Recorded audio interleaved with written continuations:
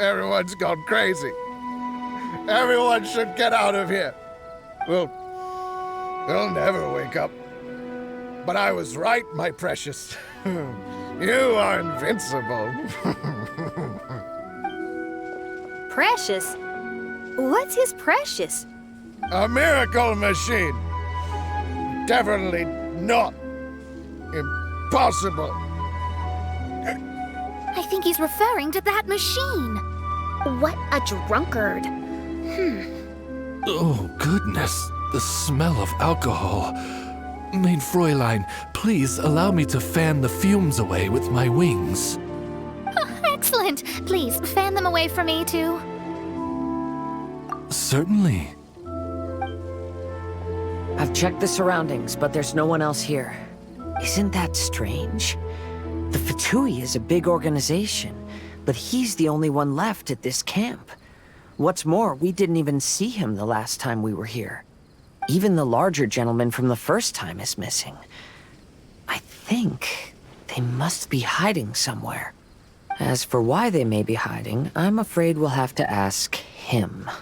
But he's as drunk as tone-deaf Bard. Should we wait for him to sober up? Cleanse him with the holy spring of punishment. Main Fräulein means to splash him with water. Ooh, sounds like a good idea. Let's try.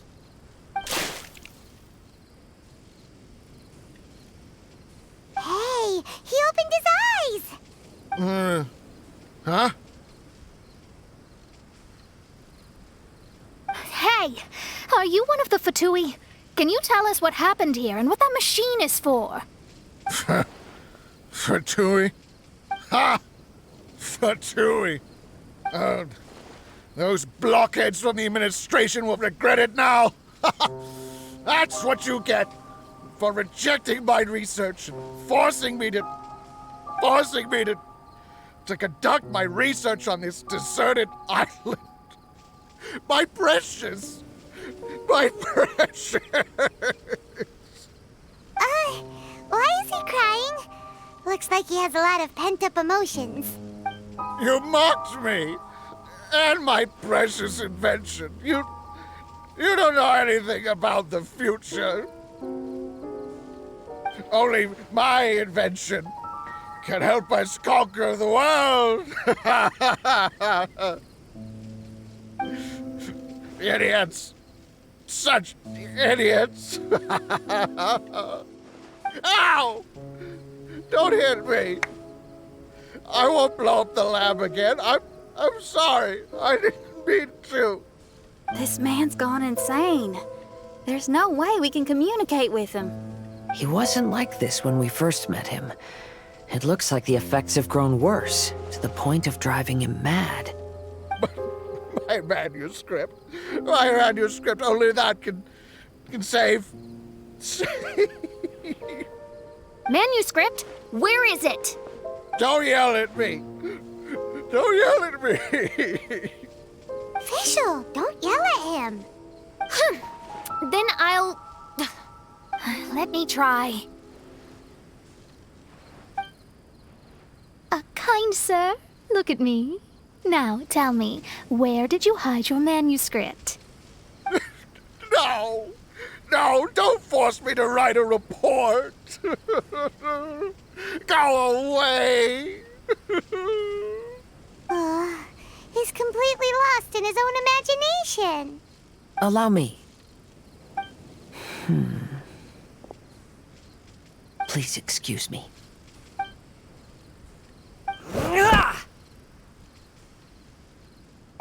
Oh! My butt! My brain is finally starting to work again. It's not a mushy mess anymore. Can you tell me where you put the manuscript? The manuscript is in the crack over there. Finally! Otherwise, I was gonna have to blast some of my loudest rock and roll in his ears. Kazuha hesitated for a long time before making a move. He's so nice. Everyone, let's search the stone cracks nearby for the manuscript.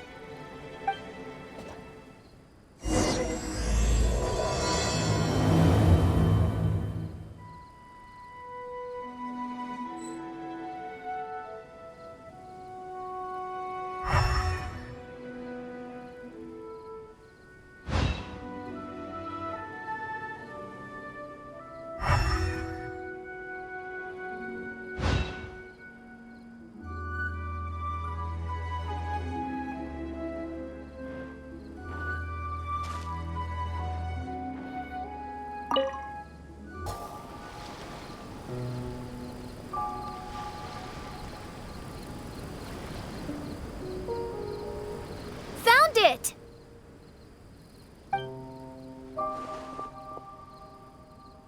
Congratulations! We found the key to solving the problem. Let me see.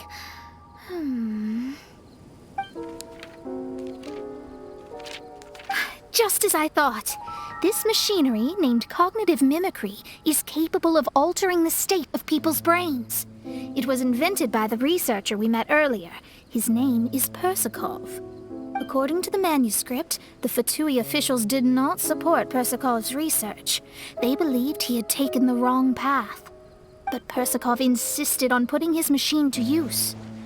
In order to achieve that, he disassembled the machine and used his connections to transport the parts to this deserted island. How did they find this island? The Fatui's intelligence network is not to be underestimated. Persakov was dead set on carrying out his experiments on this island.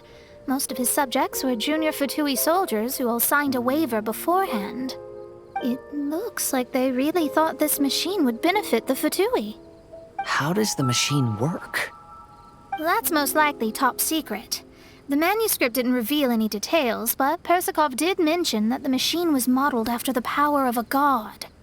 Does that mean there's a god connected to these dreamlike mirages, and the Fatui found a way to research it? Clearly. Otherwise, they wouldn't have been able to reproduce the god's power. Anyway, Persakov's experiment did not go as planned. The machine broke down just days after it was activated. They tried to fix it, but the technologically illiterate Fatui soldiers completely ruined the machine.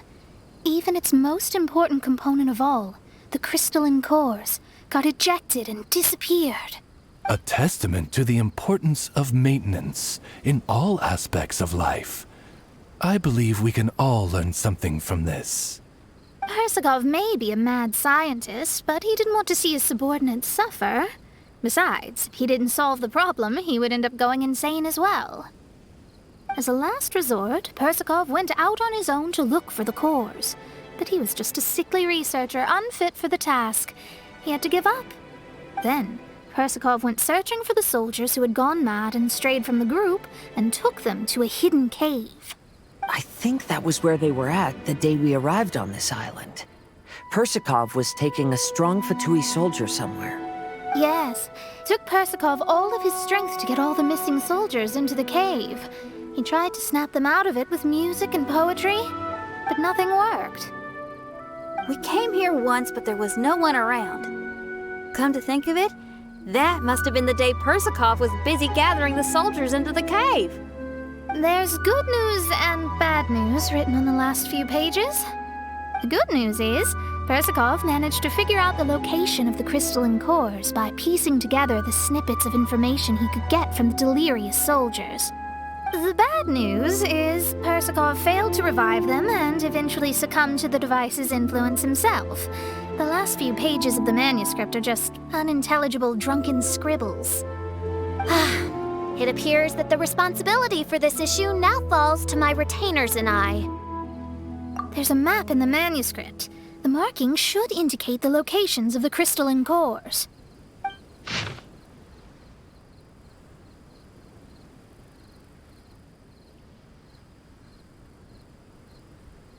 We've got no choice but to find the crystalline cores now!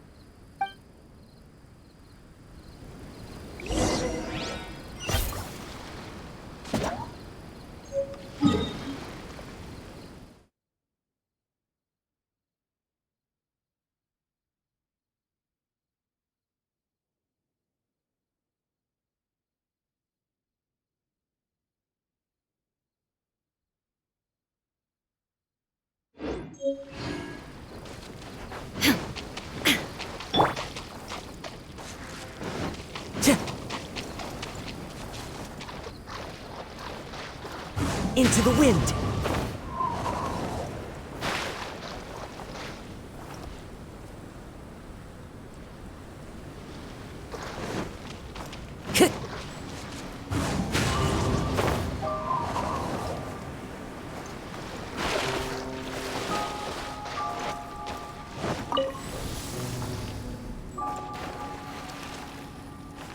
The wind knows me. Chip!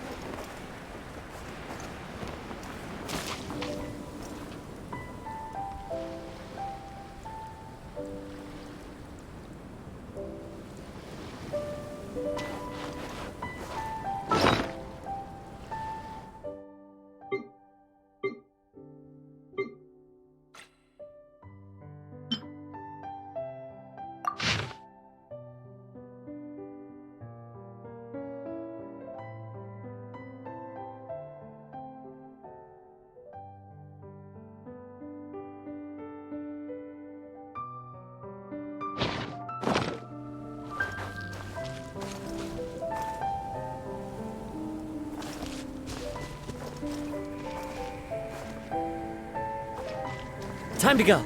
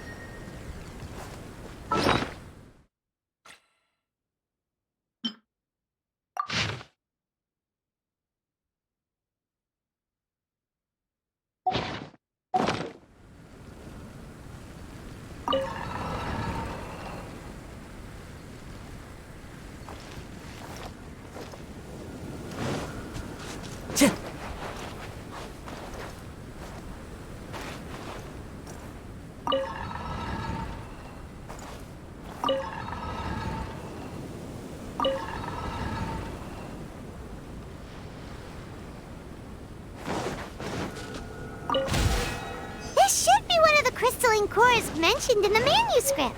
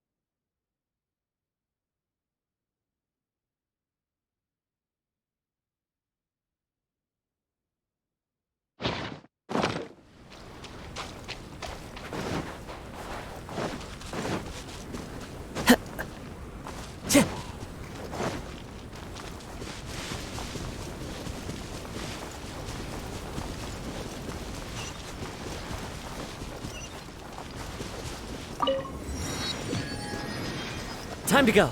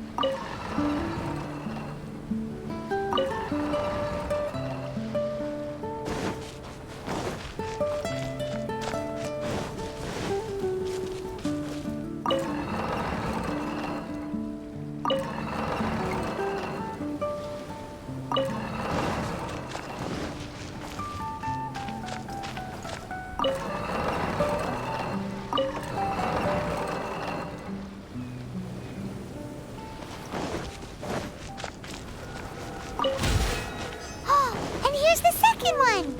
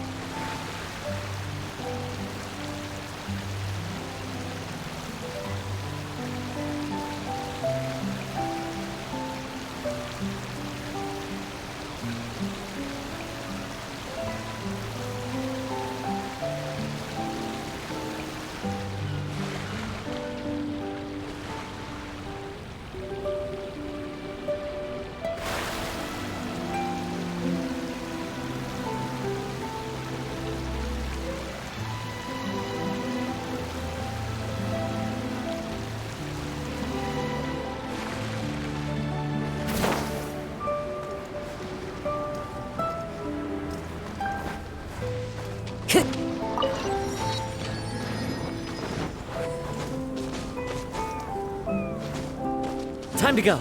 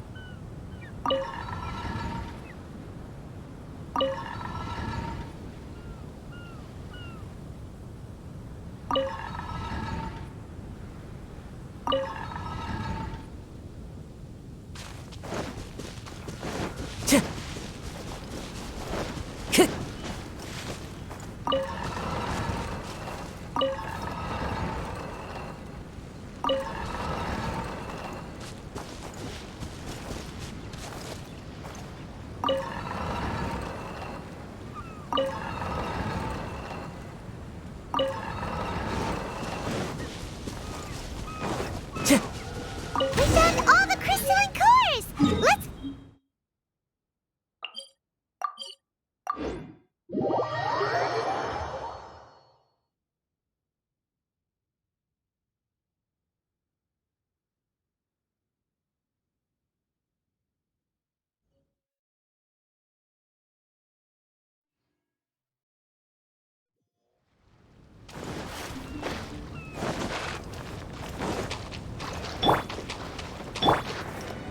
One with nature. Time to go.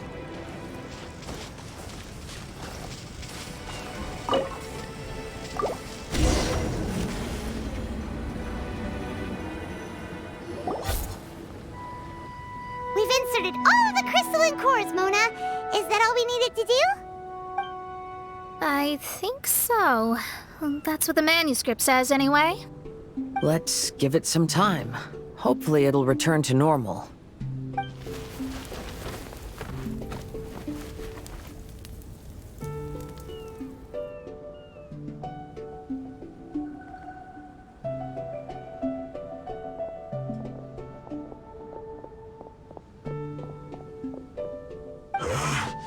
Someone's in our camp. Hey, who are you people? Hold on. Look at the machine. Is it fixed? What? But Mr. Persikov is still lying on the ground over there. We're the ones who fixed the machine! Yeah, you're welcome! We could have had a nice, relaxing vacation if all of this hadn't ended up occupying so much of our time. apologize to me and my retainers at once. Uh-huh? Oh no, I'm out of here. Hey! Don't leave me here on my own! Mr. Persikov's still there! We need to save him! Those two definitely seem a little more lucid now. It looks like we succeeded.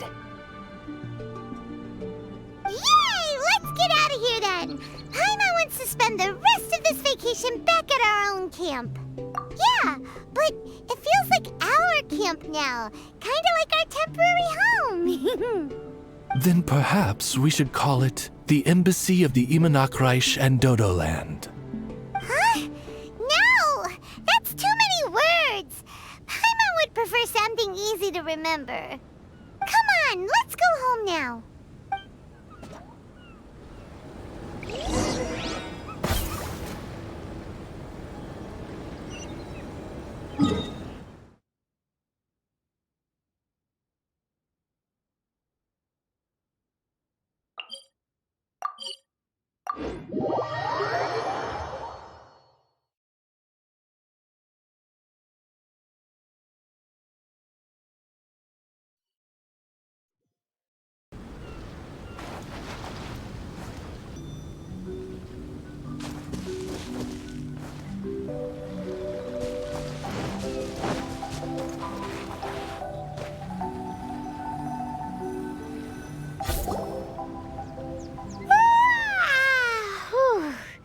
After coming home to a nice big meal, then having a long lie down, Paimon's finally starting to feel relaxed. Is the hospitality of the Imanakreich to thy liking? Paimon's loving it. Wonderful. Mein Fräulein invited you all here not only to witness the arrival of our Holy Land, but most importantly, she wished that you could all relax and enjoy the summer. Great.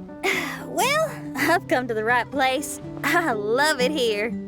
May this place become an eternal paradise.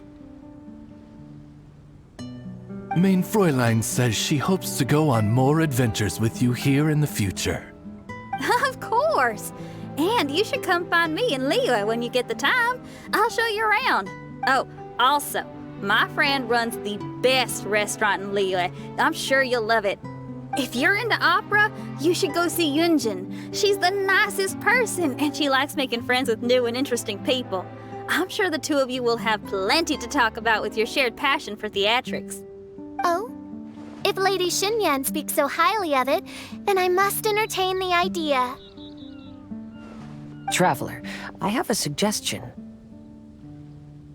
There's a snack called roasted lavender melon in Inazuma, which goes rather well with fish. Why don't we roast some fruit and seafood for dinner tonight? Oh? Did you try it in Inazuma?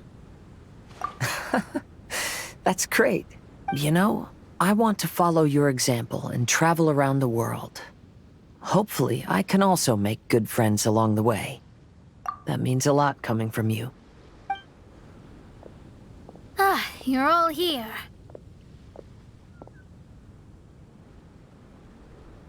I've noticed an issue. Although we've fixed the machine, as you can see, the mirages on the islands have still not disappeared. I've noticed that too. But considering it took some time for the mirages to appear, it may also take some time for them to disappear. Yes, that's definitely possible. In other news, my scryglass seems to be working fine now. The divination results are also looking about right. Although there are some parts in the results that I don't quite understand. It's as if there is some sort of power surrounding us, and it's still watching us. Do you think it's caused by the machine? Or perhaps Persikov? Sorry, I'm also not sure. All I know is that the power is not hostile at the moment. Whatever it is, it doesn't seem to harbor any ill will toward us.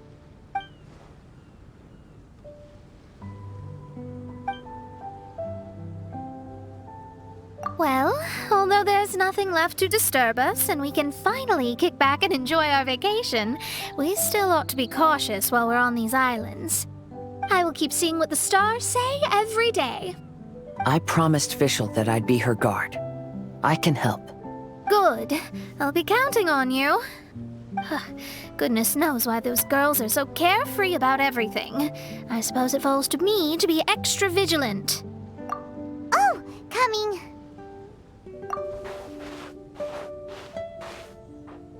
Oh, so we're gonna call the tone-deaf bard, right?